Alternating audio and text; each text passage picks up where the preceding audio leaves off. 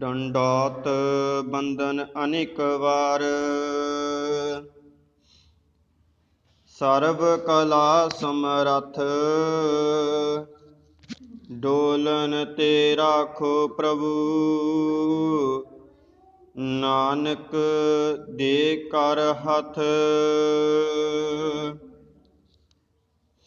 जुगो जुग टल। ਧੰਨ ਧੰਨ ਸਾਹਿਬ ਸ੍ਰੀ ਗੁਰੂ ਗ੍ਰੰਥ ਸਾਹਿਬ ਜੀ ਮਹਾਰਾਜ। ਤਿੰਨਾਂ ਦੀ ਪਾਵਰ ਪਵਿੱਤਰ ਹਜ਼ੂਰੀ ਅੰਦਰ ਜੁੜ ਮਿਲ ਬੈਠੇ ਸਤਸੰਗੀ ਜਨੋ, ਅਸੀਂ ਅਤ ਧੰਨਤਾ ਦੇ ਪਾਤਰ ਹਾਂ ਜੋ ਉਸ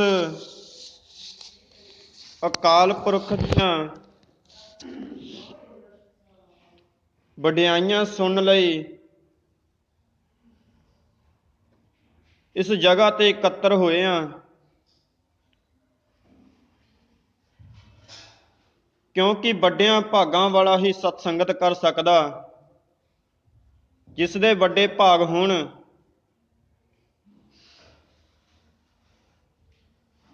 ਸੋ ਕਥਾ ਵਿਚਾਰਾਂ ਰੰਭਣ ਤੋਂ ਪਹਿਲਾਂ ਸਤਿਗੁਰਾਂ ਪਾਸੋਂ ਬਖਸ਼ੀ ਫਤਿਹ ਨੂੰ ਗਜਾਉਣਾ ਕਰੀਏ ਜੀ। ਝੁਕਾਓ ਜੀ ਸੀਸ, ਆਖੋ ਜੀ ਵਾਹਿਗੁਰੂ ਜੀ ਕਾ ਖਾਲਸਾ, ਵਾਹਿਗੁਰੂ ਜੀ ਕੀ ਫਤਿਹ। ਕੱਲ ਅਸੀਂ ਤੀਜੀ ਪੌੜੀ ਦੀ ਵਿਚਾਰ ਸਰਵਣ ਕੀਤੀ ਸੀ ਕਿ ਪਰਮਾਤਮਾ ਜੀ ਕਿਵੇਂ ਆਪਣੇ ਗੁਣ ਨੂੰ ਗਵਾਉਂਦੇ ਨੇ, ਕਿਵੇਂ ਉਸ ਦੇ ਪਿਆਰੇ ਉਸ ਗੁਣ ਨੂੰ ਗਾਇਨ ਕਰਦੇ ਨੇ। ਤੇ ਸੱਚ ਜਾਣਿਓ, ਪਰਮਾਤਮਾ ਜੀ ਨੇ ਅਗਲੀ ਪੌੜੀ ਦੇ ਵਿੱਚ ਸੱਚ ਕਰ ਦਿੱਤਾ ਹੈ। ਚੌਥੀ ਪੌੜੀ, ਸਾਚਾ ਸਾਹਿਬ ਸੱਚ ਨਾਏ ਭਾਖਿਆ ਭਾਉ ਅਪਾਰ। ਫਿਰ ਜਗਿਆਸੂ ਸੋਚਦਾ ਤਾਂ ਹੈ ਕਿ ਪਰਮਾਤਮਾ ਨੂੰ ਪਾਉਣਾ ਕਿਸ ਤਰ੍ਹਾਂ ਵਾ, ਕਿ ਪਰਮਾਤਮਾ ਮੈਨੂੰ ਮਿਲ ਜਾਏ, ਪ੍ਰਗਟ ਹੋ ਕੇ ਮਿਲੇ।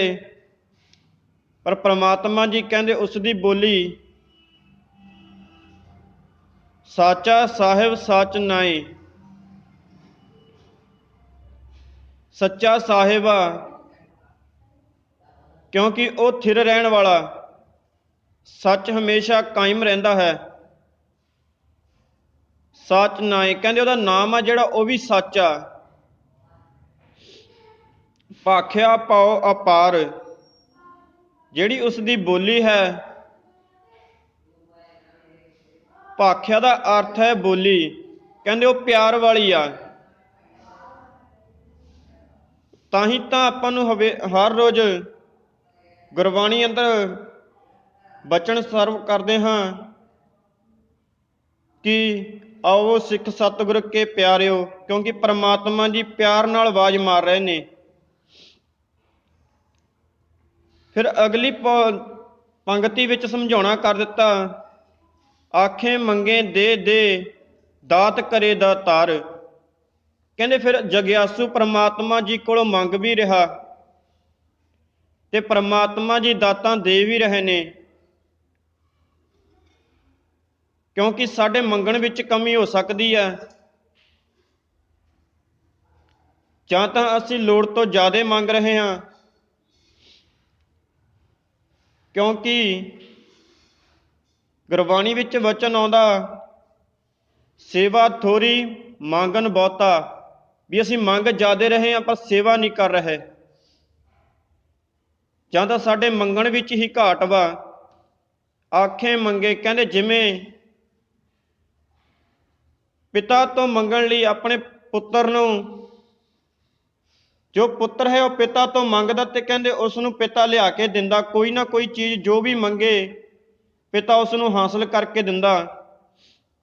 ਕਹਿੰਦੇ ਉਸੇ ਤਰ੍ਹਾਂ ਪਰਮਾਤਮਾ ਜੀ ਕੋਲੋਂ ਜਿਹੜੀ ਚੀਜ਼ ਅਸੀਂ ਮੰਗੀਏ ਪਰਮਾਤਮਾ ਜੀ ਸਾਨੂੰ ਦੇ ਰਹੇ ਨੇ, ਪਰ ਉਹ ਪਹਿਲਾਂ ਦੇਖਣਾ ਚਾਹੁੰਦੇ ਨੇ ਕਿ ਇਹ ਮੇਰੇ ਤੇ ਥਿਰ ਰਹਿੰਦਾ, ਇੱਕ ਜਗ੍ਹਾ ਟਿਕ ਰਹਿੰਦਾ ਹੈ ਕਿ ਥਾਂ ਥਾਂ ਭਟਕੇਗਾ। ਕਿਉਂਕਿ ਤੇਰੇ ਭਟਕਣਾ ਜੋ ਅੰਦਰ ਹੈ ਕਹਿੰਦੇ ਉਹ ਤਾਂ ਸਿਰਫ ਇੱਕ ਅਕਾਲ ਪੁਰਖ ਹੀ ਹੈ ਜੋ ਸੱਚਾ ਹੈ, ਜਿਸ ਦਾ ਨਾਮ ਸੱਚ ਹੈ, ਕਹਿੰਦੇ ਉਹੀ ਮਿਟਾ ਸਕਦਾ। ਆਖੇ ਮੰਗੇ ਦੇ ਦੇ ਦਾਤ ਕਰੇ ਦਾਤਾਰ। ਕਹਿੰਦੇ ਪ੍ਰਮਾਤਮਾ ਜੀ ਤਾਂ ਦਾਤਾਂ ਇੰਨੀਆਂ ਵੱਡੀਆਂ ਦੇਤੀਆਂ ਕਿ ਇਹ ਸਰੀਰ ਬਖਸ਼ਤਾ ਸਾਨੂੰ।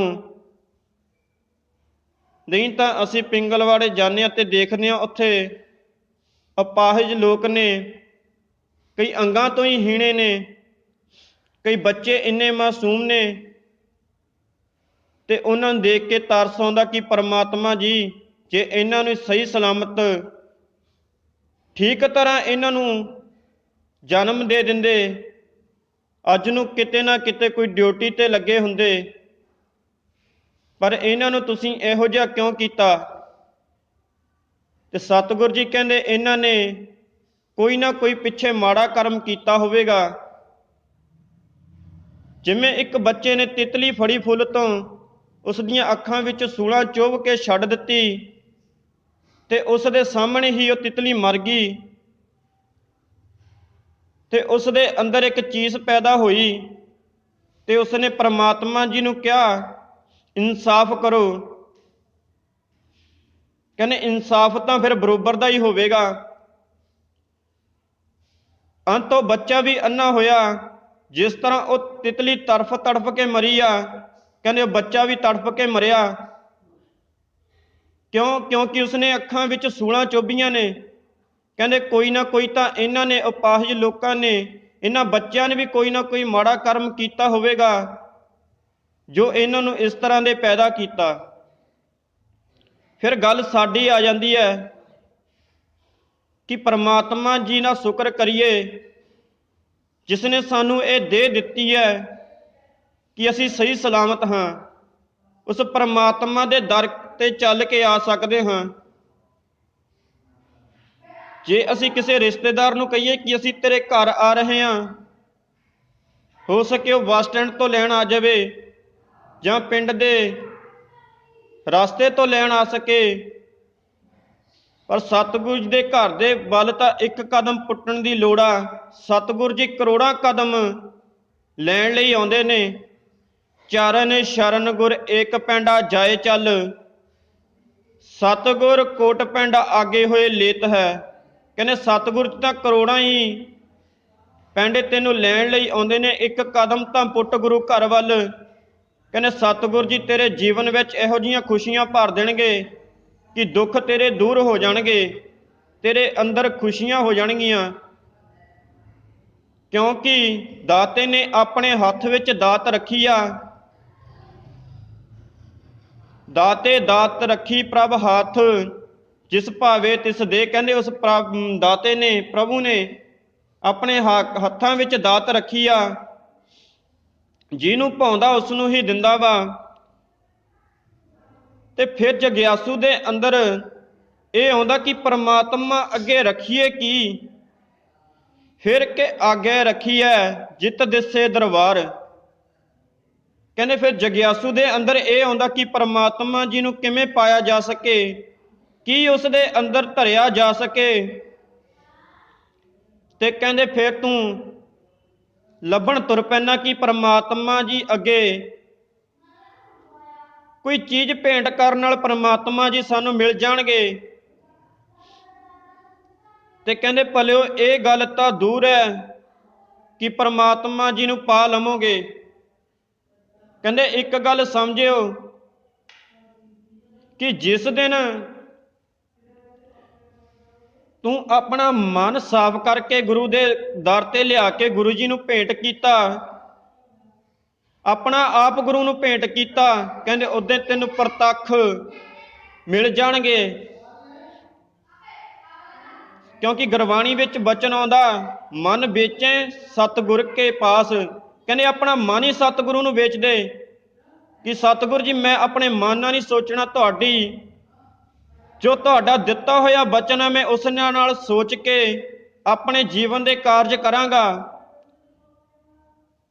ਤੇ ਅੱਗੇ ਗੱਲ ਆਉਂਦੀ ਹੈ ਫਿਰ ਕੇ ਅੱਗੇ ਰੱਖੀਐ। ਕਹਿੰਦੇ ਫਿਰ ਆਪਣਾ ਮਨ ਗੁਰੂ ਦੇ ਅੱਗੇ ਰੱਖ, ਜਿਤ ਦਿਸੇ ਦਰਬਾਰ। ਕਹਿੰਦੇ ਫਿਰ ਤੈਨੂੰ ਉਹ ਪਰਮਾਤਮਾ ਆਪ ਦੀਦਾਰ ਦੇਵੇਗਾ। ਕਹਿੰਦੇ ਫਿਰ ਕੀ ਅੱਗੇ ਰੱਖਣਾ ਚਾਹੀਦਾ? ਆਪਣਾ ਮਨ ਰੱਖ, ਆਪਣੀ ਹਉਮੈ ਨੂੰ ਤਿਆਗ, ਆਪਣਾ ਆਪ ਉਸ ਪਰਮਾਤਮਾ ਅੱਗੇ ਕੁਰਬਾਨ ਕਰ। ਤੇ ਅੱਗੇ ਬਚਨ ਆਉਂਦੇ ਨੇ, ਮੋਹ ਕੇ ਬੋਲਣ ਬੋਲੀਐ ਜਿਤ ਸੁਣ ਧਰੇ ਪਿਆਰ। ਕਹਿੰਦੇ ਮਨ ਆਪਣਾ ਵੀ ਧਰਤਾ, ਆਪਣਾ ਸਰੀਰ ਵੀ ਉਸ ਪਰਮਾਤਮਾ ਨੂੰ ਬਖਸ਼ਿਸ਼ ਕਰਤਾ, ਆਪਣਾ ਆਪ ਮਿਟਾਤਾ, ਉਸ ਪਰਮਾਤਮਾ ਨੂੰ ਦੇਤਾ ਕਿ ਪਰਮਾਤਮਾ ਤੁਹਾਡਾ ਬਖਸ਼ਿਆ ਤੁਹਾਨੂੰ ਦੇਤਾ। ਤੇ ਇਸ ਜਗ੍ਹਾ ਤੇ ਜਿਸ ਤਰ੍ਹਾਂ ਅਸੀਂ ਆਪਣੇ ਆਪ ਨੂੰ ਤੈਨੂੰ ਦਿੱਤਾ, ਤੇ ਫਿਰ ਇੱਕ ਅੱਗੇ ਗੱਲ ਸ਼ੁਰੂ ਹੁੰਦੀ ਹੈ ਕਿ ਮੋਹ ਕੇ ਬੋਲਣ ਬੋਲੀਏ ਜਿਤ ਸੁਣ ਧਰੇ ਪਿਆਰ। ਕਹਿੰਦੇ ਮੂੰਹ ਤੋਂ ਅਸੀਂ ਕੀ ਬੋਲੀਏ ਜਿਸ ਨਾਲ ਉਹ ਪਿਆਰਾ, ਉਹ ਪ੍ਰਭੂ ਸਾਨੂੰ ਆਪ ਮਿਲ ਸਕੇ। ਕਹਿੰਦੇ ਪਰ ਉਸ ਦੀ ਬੋਲੀ ਤਾਂ ਮਿੱਠੀ ਹੈ, ਮਿਠਾਸ ਦੇਣ ਵਾਲੀ ਹੈ, ਤਪਦਿਆਂ ਹਿਰਦਿਆਂ ਨੂੰ ਠੰਡ ਦੇਣ ਵਾਲੀ ਆ। ਉਹ ਤਾਂ ਘਟ ਘਟ ਕੇ ਅੰਤਰ ਕੀ ਜਾਣਤ, ਉਹ ਤਾਂ ਸਾਰਿਆਂ ਦੇ ਦਿਲਾਂ ਦੀਆਂ ਜਾਣਨ ਵਾਲਾ ਹੈ। ਤੇ ਫਿਰ ਕਹਿੰਦੇ ਅਸੀਂ ਬੋਲੀਏ ਕੀ? ਕਹਿੰਦੇ ਫਿਰ ਪਰਮਾਤਮਾ ਨੂੰ ਇੱਕੋ ਹੀ ਗੱਲ ਕਹਿਣੀ ਚਾਹੀਦੀ ਹੈ, ਜੇ ਗਲਤੀਆਂ ਹੋ ਗਈਆਂ ਨਾ ਤੇ ਪਰਮਾਤਮਾ ਜੀ ਕੋਲੋਂ ਮਾਫੀ ਮੰਗ ਲੈਣੀ ਚਾਹੀਦੀ ਹੈ, ਇਨਸਾਫ ਨਹੀਂ। ਮਾਫ ਕਰੋ ਕਹਿਣਾ ਚਾਹੀਦਾ, ਕਿਉਂਕਿ ਪਰਮਾਤਮਾ ਜੀ ਗਲਤੀਆਂ ਤੇ ਪਰਦੇ ਪਾ ਕੇ ਢੱਕ ਲੈਂਦੇ ਨੇ। ਕਿਉਂਕਿ ਗਲਤੀਆਂ ਮਨੁੱਖ ਪੈਰ ਪੈਰ ਤੇ ਕਰਦਾ, ਪਰਮਾਤਮਾ ਜੀ ਉਸ ਨੂੰ ਮਾਫ ਕਰਦੇ ਨੇ। ਪਰ ਜਦੋਂ ਕੋਈ ਵੱਡੀ ਗਲਤੀ ਹੋ ਜਾਂਦੀ ਹੈ ਤੇ ਫਿਰ ਪਰਮਾਤਮਾ ਜੀ ਮੌਤ ਰੂਪੀ ਚਪੇੜ ਮਾਰ ਕੇ ਬੰਦੇ ਨੂੰ ਵਾਪਸ ਬੁਲਾ ਲੈਂਦੇ ਨੇ। ਤੇ ਸਤਿਗੁਰ ਜੀ ਦੇ ਪਿਆਰਿਆਂ ਨੇ ਅਰਦਾਸ ਕੀਤੀ ਕਿ ਅਸੀਂ ਕੀ ਬੋਲੀਏ। ਕਹਿੰਦੇ ਮੋਹ ਕੇ ਬੋਲਣ ਬੋਲੀਏ ਜਿਤ ਸੁਣ ਧਰੇ ਪਿਆਰ। ਕਹਿੰਦੇ ਫਿਰ ਮੂੰਹ ਦੇ ਵਿੱਚੋਂ ਇਹੋ ਜਿਹਾ ਬੋਲੀਏ ਕਿ ਉਹ ਪਿਆਰਾ ਸਾਨੂੰ ਆਪ ਮਿਲ ਜਾਵੇ। ਕਹਿੰਦੇ ਫਿਰ ਉਸ ਪਰਮਾਤਮਾ ਅੱਗੇ ਅਰਦਾਸ ਕਰਿਆ ਕਰੋ ਕਿ ਮੈਂ ਮੂਰਖ ਕੀ ਕੇਤਕ ਬਾਤ ਹੈ, ਕਿ ਮੇਰੇ ਮੂਰਖ ਵਰਗੀ ਪਰਮਾਤਮਾ ਜੀ ਕੋਈ ਮੇਰੇ 'ਚ ਔਗਣ ਨਹੀਂ, ਔਗਣ ਹੈ ਤੇ ਗੁਣ ਨਹੀਂ, ਤੇ ਤੁਸੀਂ ਗੁਣ ਧਾਰਨ ਕਰਵਾਓ। ਕਹਿੰਦੇ ਫਿਰ ਪਿਆਰ ਨਾਲ ਕਹਿ ਦਿਆ ਕਰ ਕਿ ਪਰਮਾਤਮਾ ਜੀ ਇਹ ਤੁਹਾਡਾ ਸਰੀਰ ਹੈ, ਤੁਹਾਨੂੰ ਬਖਸ਼ਿਆ, ਜੋ ਕੁਝ ਕਰਵਾਉਣਾ ਤੁਸੀਂ ਆਪ ਕਰਵਾਉਣਾ। ਕਹਿੰਦੇ ਫਿਰ ਤੇਰੇ ਜੀਵਨ ਵਿੱਚ ਚੜ੍ਹਦੀ ਕਲਾ ਵਾਲਾ ਜੀਵਨ ਹੋ ਜਾਵੇਗਾ।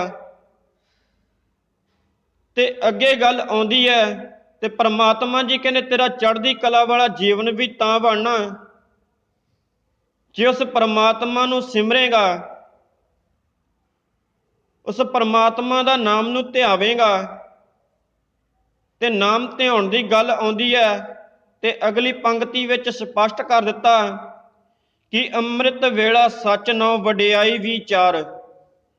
ਵੀ ਅੰਮ੍ਰਿਤ ਵੇਲੇ ਉੱਠ, ਉਸ ਪਰਮਾਤਮਾ ਦੀ ਅੰਮ੍ਰਿਤਮਈ ਬਾਣੀ ਨੂੰ ਪੜ੍ਹ, ਤਾਂ ਜੋ ਤੇਰਾ ਹਿਰਦਾ ਸ਼ੁੱਧ ਹੋ ਸਕੇ, ਤੇਰੇ ਅੰਦਰੋਂ ਹਉਮੈ ਜਾ ਸਕੇ। ਕਿਉਂਕਿ ਹਉਮੈ ਨਾਮੇ ਨਾਲ ਵਿਰੋਧ ਹੈ। ਕਹਿੰਦੇ ਫਿਰ ਤੂੰ ਹਉਮੈ ਵੀ ਕਰਦਾ ਤੇ ਲੋਕਾਂ ਨਾਲ ਵਿਰੋਧ ਵੀ ਕਰਦਾ, ਝਗੜਾ ਵੀ ਕਰਦਾ। ਕਹਿੰਦੇ ਇਸ ਤਰ੍ਹਾਂ ਨਹੀਂ, ਕਿਉਂਕਿ ਉਸ ਦੀ ਗੁਰਬਾਣੀ ਨੂੰ ਪੜ੍ਹ ਤਾਂ ਜੋ ਤੈਨੂੰ ਪਤਾ ਲੱਗੇ ਕਿ ਮੈਂ ਇਸ ਸੰਸਾਰ ਅੰਦਰ ਕੀ ਕਰਨ ਆਇਆ। ਤੇ ਕਹਿੰਦੇ ਫਿਰ ਮਨੁੱਖ ਆਇਆ ਕੀ ਕਰਨ?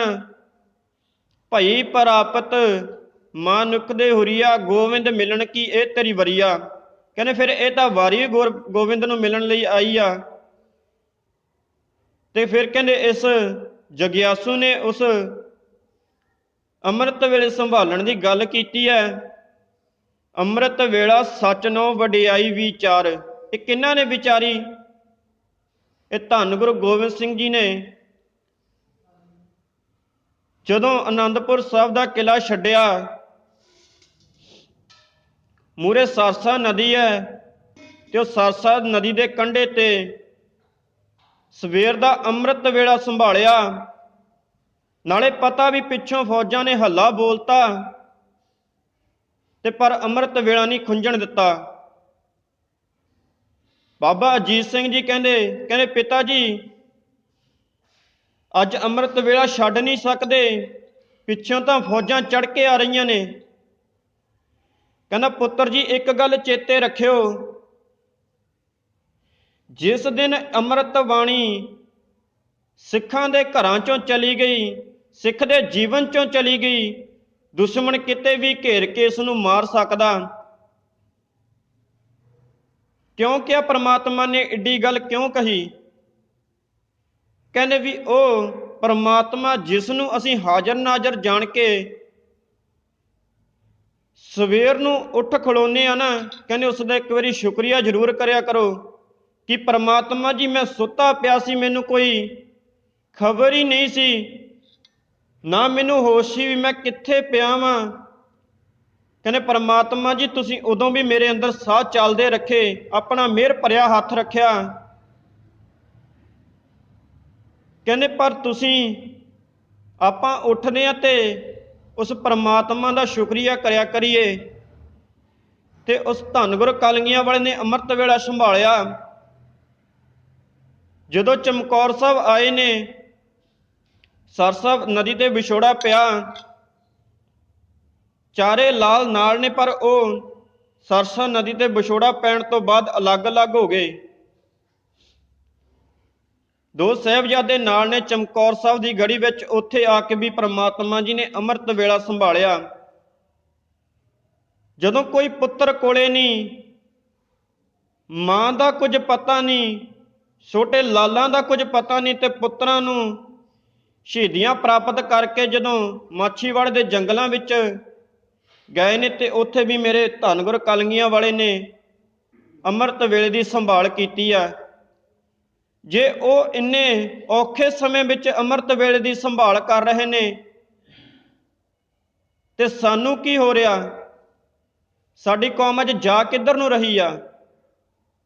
ਕਿਉਂਕਿ ਅੰਮ੍ਰਿਤ ਵੇਲਾ ਉਹ ਵੇਲਾ ਜਦੋਂ ਪਰਮਾਤਮਾ ਜੀ ਉਸ ਪਿਆਰੇ ਨਾਲ ਗੱਲ ਕਰਵਾ ਰਹੇ ਨੇ। ਕਹਿੰਦੇ ਤੇਰਾ ਅੰਦਰੋਂ ਸ਼ੁੱਧ ਹੁੰਦਾ, ਤੇਰੀ ਹਉਮੈ ਵੀ ਨਿਕਲੀ ਹੁੰਦੀ ਆ ਉਸ ਟਾਈਮ, ਤੇਰਾ ਹੰਕਾਰ ਵੀ ਟੁੱਟਿਆ ਹੁੰਦਾ, ਤੇਰਾ ਕ੍ਰੋਧ ਵੀ ਸ਼ਾਂਤ ਹੁੰਦਾ। ਕਹਿੰਦੇ ਫਿਰ ਉਸ ਸਮੇਂ ਉੱਠਿਆ ਕਰ ਤੇ ਉਸ ਪ੍ਰਮਾਤਮਾ ਦੀ ਗੁਰਬਾਣੀ ਨੂੰ ਪੜ੍ਹਿਆ ਕਰ। ਤਾਂ ਹੀ ਅੰਮ੍ਰਿਤ ਵੇਲੇ ਦੀ ਗੱਲ ਧੰਨ ਗੁਰੂ ਨਾਨਕ ਪਾਤਸ਼ਾਹ ਜੀ ਨੇ ਇਸ ਦੇ ਪੌੜੀ ਦੇ ਅੰਦਰ ਲਿਖੀ ਆ, ਅੰਮ੍ਰਿਤ ਵੇਲਾ ਸੱਚ ਨੋ ਵਡਿਆਈ ਵਿਚਾਰ। ਕਹਿੰਦੇ ਉਸ ਪ੍ਰਮਾਤਮਾ ਦੀ ਵਡਿਆਈ ਨੂੰ ਵਿਚਾਰ ਲਿਆ ਕਰ। ਕੁਝ ਘੜੀਆਂ ਆਪਣਾ ਮਨ ਉਸ ਗੁਰੂ ਜੀ ਦੀ ਗੁਰਬਾਣੀ ਵਿੱਚ ਨੂੰ ਡੋਬ ਲਿਆ ਕਰ, ਤਾਂ ਜੋ ਤੇਰਾ ਮਨ ਸ਼ੁੱਧ ਹੋ ਸਕੇ। ਉਤੋਂ ਤਾਂ ਕਹਿੰਦੇ ਤੂੰ ਭੇਖ ਬਹੁਤ ਤਰ੍ਹਾਂ ਦੇ ਬਣਾਏ ਨੇ, ਉਤੋਂ ਤਾਂ ਹਾਰ ਸ਼ਿੰਗਾਰ ਕਰਕੇ ਅਨੇਕਾਂ ਤਰ੍ਹਾਂ ਦੇ ਆਪਣੇ ਆਪ ਨੂੰ ਸੁੰਦਰ ਕਹਾਉਣਾ। ਕਹਿੰਦੇ ਤੇਰਾ ਅੰਦਰੋਂ ਤਾਂ ਮਨ ਕਾਲਾ ਵਾ, ਇਹਨੂੰ ਵਡਿਆਈ ਨਾਲ ਵਿਚਾਰ ਤਾਂ ਜੋ ਤੇਰਾ ਮਨ ਸ਼ੁੱਧ ਹੋ ਸਕੇ। ਕਰਮੀ ਆਵੇ ਕੱਪੜਾ ਨਦਰੀ ਮੁਖ ਦੁਆਰ। ਕਹਿੰਦੇ ਕਰਮਾਂ ਵਿੱਚ ਇਹ ਤੁਹਾਡੇ ਸਰੀਰ ਲਿਖਿਆ, ਕਹਿੰਦੇ ਇਹ ਤੁਹਾਡੇ ਕਰਮ ਸੀ, ਚੰਗੇ ਕੀਤੇ ਤੁਹਾਨੂੰ ਸਰੀਰ ਪੂਰੇ ਤਰ੍ਹਾਂ ਦਾ ਫਿੱਟ ਬਖਸ਼ਿਆ। ਕਰਮੀ ਆਵੇ ਕੱਪੜਾ ਨਦਰੀ ਮੁਖ ਦੁਆਰ। ਕਹਿੰਦੇ ਜੇ ਇਹ ਸਰੀਰ ਹੀ ਉਸ ਪਰਮਾਤਮਾ ਦੇ ਅੱਗੇ ਧਰ ਦਈਏ, ਕਹਿੰਦੇ ਫਿਰ ਉਸ ਪਰਮਾਤਮਾ ਨੂੰ ਮਿਲਣ ਦਾ ਦਰਵਾਜ਼ਾ ਸਾਨੂੰ ਆਪ ਖੋਲ੍ਹ ਦਿੰਦਾ ਪਰਮਾਤਮਾ ਜੀ। ਕਿਉਂਕਿ ਅਸੀਂ ਤਾਂ ਮੂਰਖ ਹਾਂ, ਸਾਨੂੰ ਕੁਝ ਪਤਾ ਹੀ ਨਹੀਂ। ਤੇ ਸਤਿਗੁਰ ਜੀ ਨੂੰ ਇਹੀ ਕਿਹਾ ਕਰੀਏ ਕਿ ਮੈਂ ਮੂਰਖ ਕੀ ਕੇਤਕ ਬਾਤ ਹੈ, ਕੋਟ ਅਪਰਾਧੀ ਤਰਿਆ ਰੇ। ਜਨ ਨਾਨਕ ਸੁਣਿਆ ਪੇਖਿਆ ਸੇ, ਫਿਰ ਗਰਵਾਜ਼ ਨਾ ਪਰਿਆ ਰੇ। ਕਹਿੰਦੇ ਪਰਮਾਤਮਾ ਨੂੰ ਇੰਨੀ ਗੱਲ ਕਹਿ ਦਿਆ ਕਰ ਤੇ ਤੇਰੇ ਸਾਰੇ ਦੁੱਖ ਕਸ਼ਟ ਨੇ ਕਹਿੰਦੇ ਪ੍ਰਮਾਤਮਾ ਜੀ ਨਾਸ਼ ਕਰ ਦੇਣਗੇ, ਤੇਰੇ ਜੀਵਨ ਦੇ ਅੰਦਰ ਸੁੱਖ ਪੈਦਾ ਕਰ ਦੇਣਗੇ। ਤੇ ਅਗਲੀ ਪੰਕਤੀ ਵਿੱਚ ਸਤਿਗੁਰੂ ਜੀ ਸਮਝਾਉਣਾ ਕਰਦੇ ਨੇ, ਨਾਨਕ ਐਵੇਂ ਜਾਣੀਏ ਸਭ ਆਪੇ ਸਚਿਆਰ। ਕਹਿੰਦੇ ਨਾਨਕ ਨੂੰ ਇਸ ਤਰ੍ਹਾਂ, ਨਾਨਕ ਭਾਵ ਆਪਣੇ ਆਪ ਨੂੰ ਸੰਬੋਧਨ ਕਰਕੇ ਕਹਿ ਰਹੇ ਨੇ, ਕਹਿੰਦੇ ਉਸ ਪਰਮਾਤਮਾ ਨੂੰ ਇਸ ਤਰ੍ਹਾਂ ਜਾਣ ਸਭ ਆਪੇ ਸਚਿਆਰ। ਕਹਿੰਦੇ ਫਿਰ ਉਹ ਆਪ ਹੀ ਸੱਚਾ ਪ੍ਰਭੂ ਮਿਲ ਜਾਵੇਗਾ, ਜਿਸ ਨਾਲ ਤੇਰੇ ਜੀਵਨ ਦੇ ਅੰਦਰ ਖੜਾਉਤਾ ਪੈਦਾ ਹੋ ਜਾਵੇਗਾ।